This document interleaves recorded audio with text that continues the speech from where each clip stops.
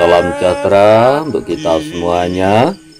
Rahayu, Rahayu, Rahayu.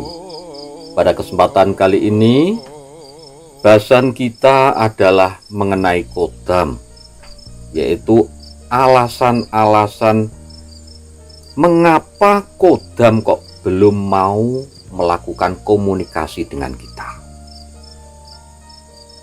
Padahal sebenarnya kita sudah melakukan banyak cara agar kodam yang kita miliki itu mau berkomunikasi dengan kita. Tetapi memang ada kalanya kodam itu belum mau berkomunikasi. Nah, ini ada alasan-alasan tertentu sebenarnya kodam itu belum mau melakukan komunikasi dengan kita. Alasan yang pertama adalah karena umur. Nah, ini penting sekali. Jadi soal umur ataupun usia itu juga berpengaruh terhadap mau tidaknya kodam itu berkomunikasi dengan kita. Nah, yang kita maksud ini adalah kodam yang menjaga diri kita sendiri. Kadang ada orang yang umurnya itu masih muda.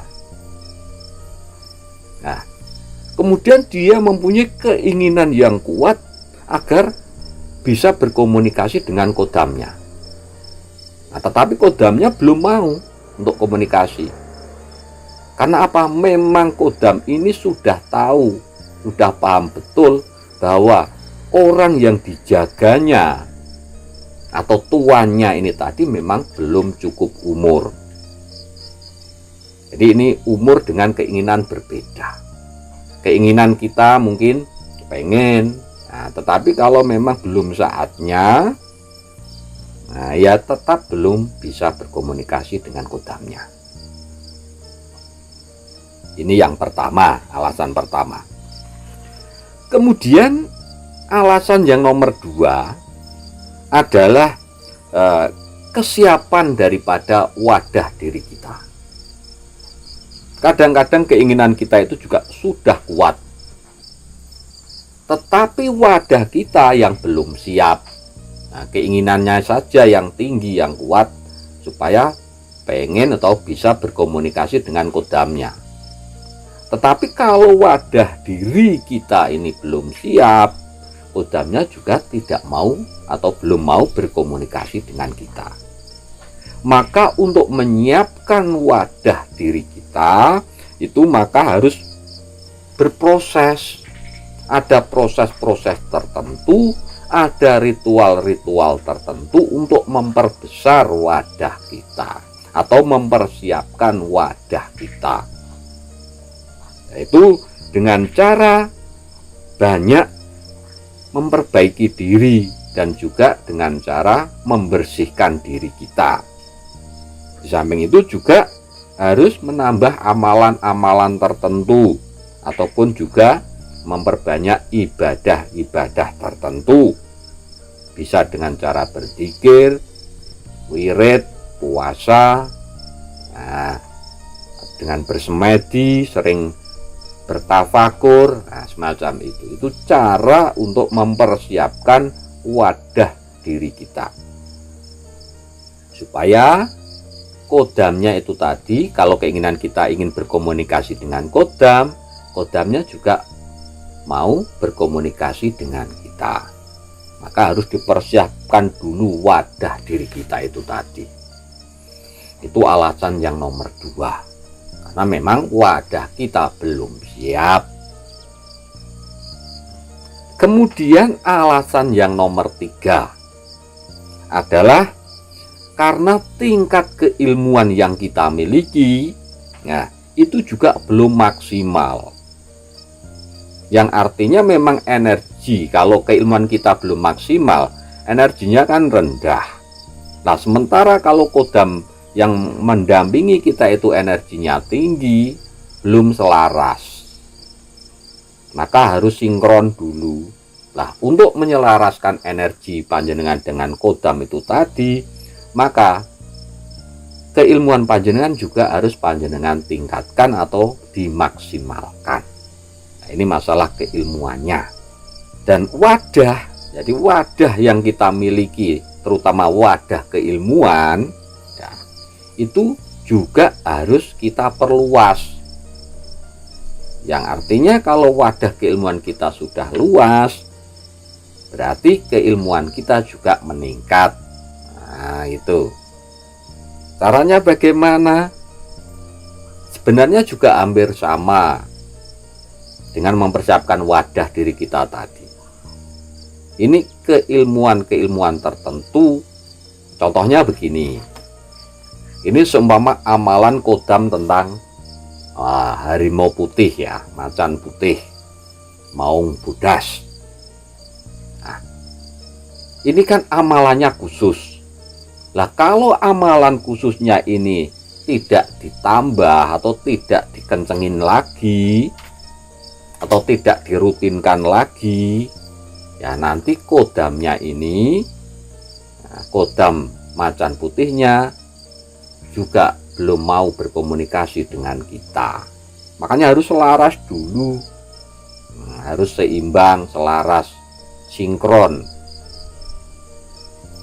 Makanya keilmuan tadi harus ditingkatkan, dimaksimalkan. Yang dimaksud di sini adalah keilmuan tentang kodam tadi untuk mendapatkan kodam macan putih tadi. Nah, itu. Yang ketiga itu alasannya masalah keilmuan.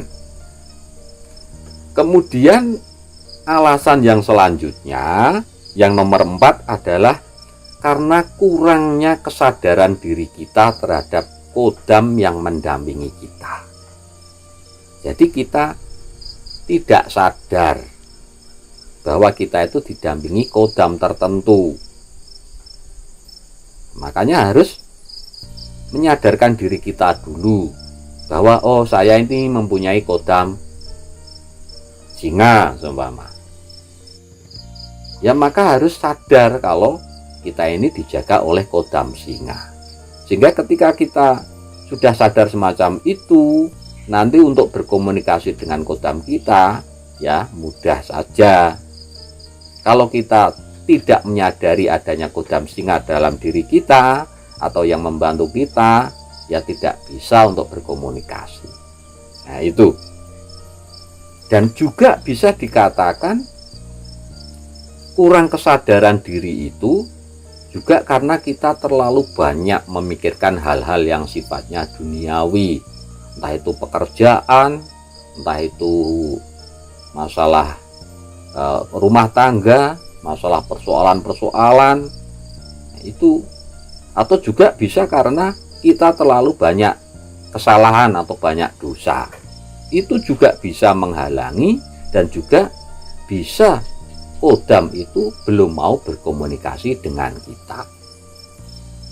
Nah, itu yang nomor 4 karena kita terlalu banyak berdosa atau banyak membuat kesalahan sehingga kurang sadar diri. Nah, kemudian alasan yang selanjutnya kodam itu belum mau berkomunikasi dengan kita adalah karena kurangnya pemahaman diri kita. Jadi kita belum paham betul terhadap diri kita. Masih labil istilahnya, jiwa kita belum bisa tenang. Nah, kalau kita masih labil untuk komunikasi dengan kodam juga sulit.